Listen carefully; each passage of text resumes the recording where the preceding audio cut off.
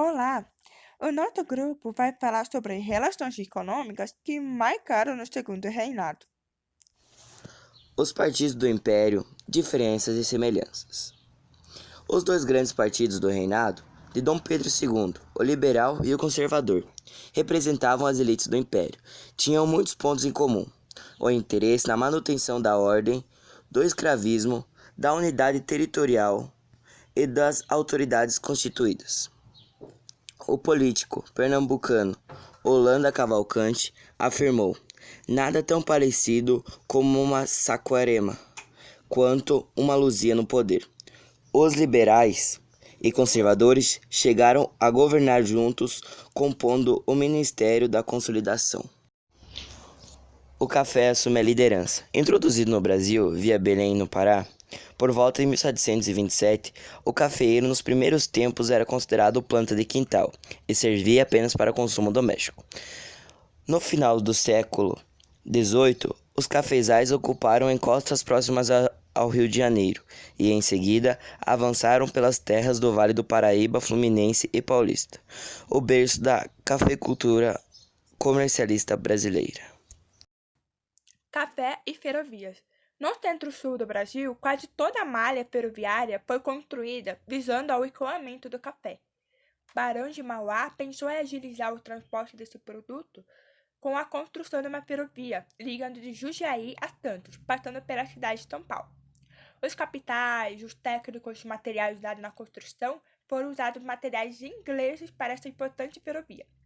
Então, a partir de Jundiaí, o avanço dos trilhos foi inteiramente financiado por capitais brasileiros, principalmente os cafeicultores do oeste paulista, que pensavam como empresários. Eles compravam terras, importavam máquinas e investiam na expansão das ferrovias.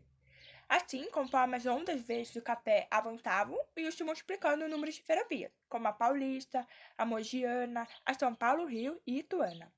Essa malha ferroviária abriu ao interior de São Paulo a cultura do café. Isso diminuiu o custo do transporte, aumentou os lucros dos capicultores e transformou o Porto de Santos em uma grande centro de comercialização do produto. Sobre açúcar, algodão e borracha. O açúcar ocupou o segundo lugar nas pautas das exportações brasileiras durante uma boa parte do século XIX. Ele acabou sendo ultrapassado pelo algodão. Na época, o açúcar brasileiro passou a sofrer a concorrência do açúcar extraído da beterraba, que era produzido na Europa. Então, desde os tempos coloniais, o algodão era cultivado sobretudo em Maranhão, Pernambuco, em Alagoas e em Paraíba. No século XIX, houve uma desorganização na produção aguadoeira do sul dos Estados Unidos. Isso possibilitou que o algodão brasileiro passasse para segundo lugar nas exportações brasileiras. Produzida na Amazônia e vendida para o exterior era a borracha. A borracha servia principalmente de matéria-prima na fabricação de pneus para a nascente da indústria automobilística. A tarifa Alves Branco e a Lei Eusébio de Queiroz. A tarifa Alves Branco aumentou os impostos sobre cerca de 3.000 produtos importados. Esses produtos que antes pagavam 15% passaram a pagar de 30% a 60% de imposto nas alfândegas brasileiras. Com isso, aumentaram a renda do governo.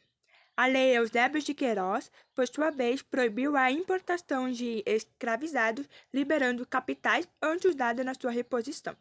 Os capitais oriundos do café e parte do capital gasto anteriormente na compra de escravizados passaram a ser aplicados no setor industrial, financeiro e de transportes, dinamizando com isso a economia.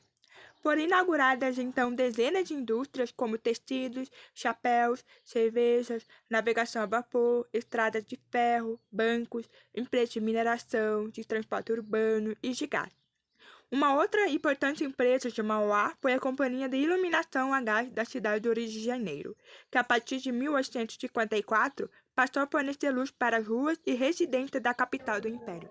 Imigrantes no Brasil. Milhares de europeus vieram para o Brasil. Vieram para cá no tempo do Império.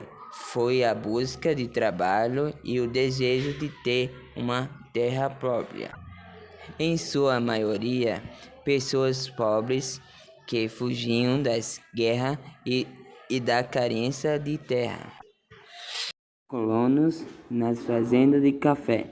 Em 1871, o governo paulista começou a pagar as passagens dos imigrantes que vieram trabalhar para os cafeicultores.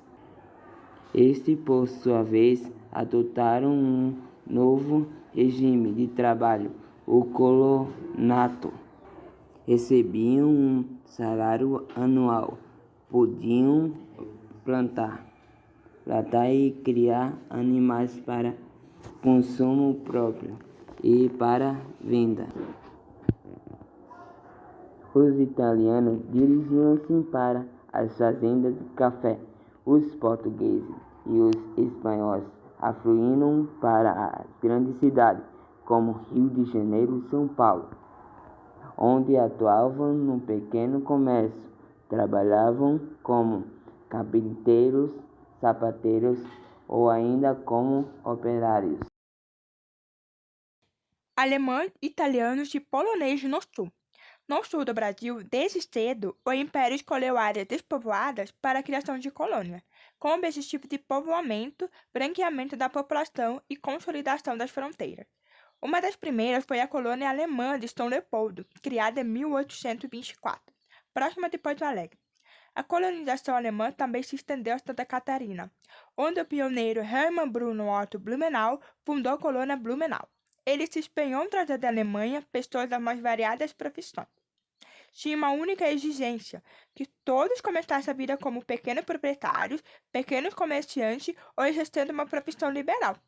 Otto Blumenau ajudou a implantar no Brasil um novo tipo de colonização, baseada na pequena propriedade e na policultura. Introduziu também um novo tipo de mentalidade, divulgando a ideia de que por meio do trabalho era possível melhorar de vida e conseguir a autonomia. Já os italianos começaram a chegar ao sul por volta de 1875. No Rio Grande do Sul, fundaram as colônias de Caxias, que hoje é Caxias do Sul, Conde de Eu, seria a atual Garibaldi, e Dona Isabel, que hoje é Bento Gonçalves. Em pouco tempo, a colonização italiana avançou e se espalhou por todo o Nordeste gaúcho. Já os poloneses, eles também fizeram presente no sul, sobretudo no Paraná.